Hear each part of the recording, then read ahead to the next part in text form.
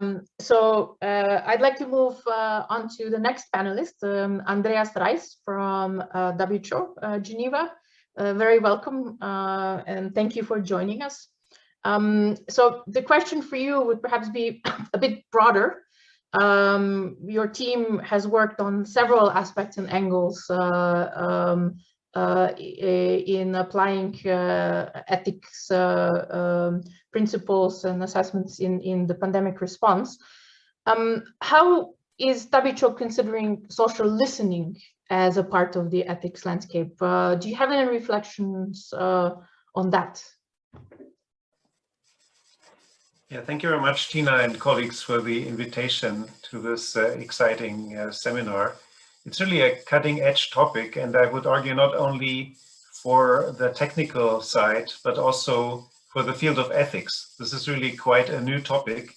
I think we're still grappling with establishing the newly needed norms in this field.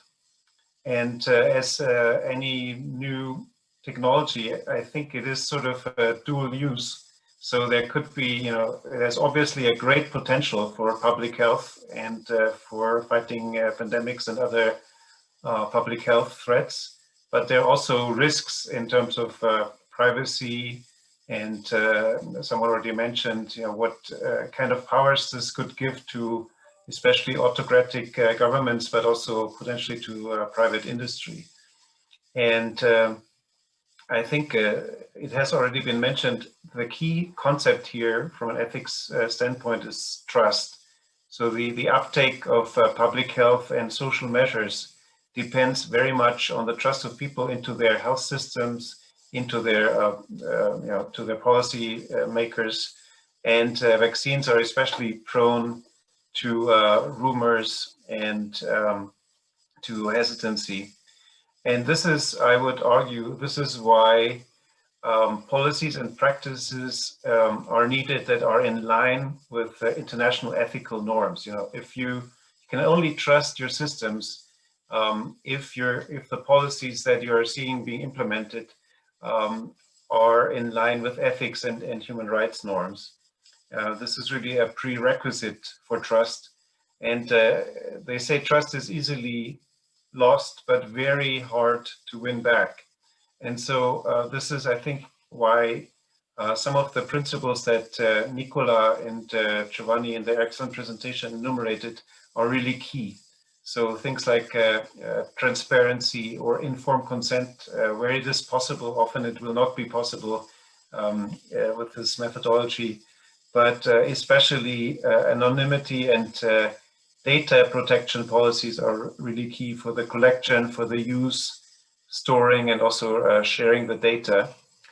And the other issue I wanted to mention is really the potential bias depending on the data sources.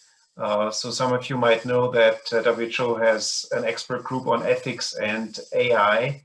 And one of the key issues identified there was really the potential danger of using only selective data sources in terms of geography or gender, or also aging populations who might be underrepresented, digital literacy, access, and so forth, is really a huge issue. And so I think we have to be really mindful that we don't end up with a very skewed data in some of these research projects or practices.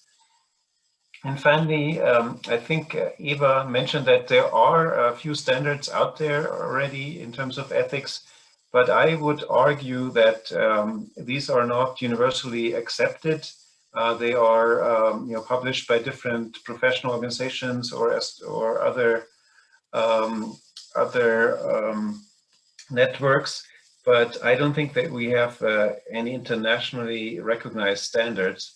And there is a question to be discussed whether maybe something really universally accepted either by the UN or WHO or with partners should be developed.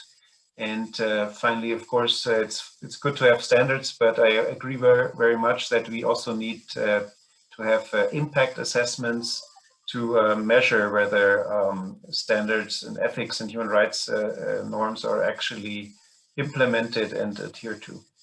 And with that, I'll end my comments. Thank you.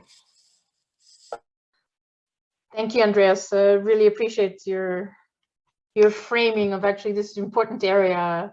I would even nudge to say this is one of the things that we need to really look at going forward to even more.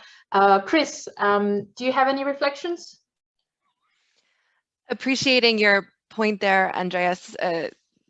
I absolutely agree. We need to invest in building up science literacy and digital literacy and media literacy and health literacy to be able to address the underlying drivers of confusion and misinformation sharing so that we can build a healthier communication ecosystem. So really appreciate your point there. Back over to you, Tina. Andreas, in a reflection during the intervention in the panel, what would be your one or two recommendations for going forward? Yeah, I think my main takeaway would really be the need for sort of an international code of conduct or international guidance that people, doing social listening could be adhering to. And this is something definitely that WHO should be exploring together with for example, our network of clearing centers for ethics, of which Zurich, headed by Nicola Biller, is one. I think we have a number of centers who could contribute that. I just put a related guidance document from WHO on public health surveillance in there. It's related. It's really not very specific, but that's how, that's sort of the closest we get. And I think it shows that there's really quite a gap in this area from WHO's side to be filled. Over. Thank you, Andreas. Well, then I look forward to about this going forward.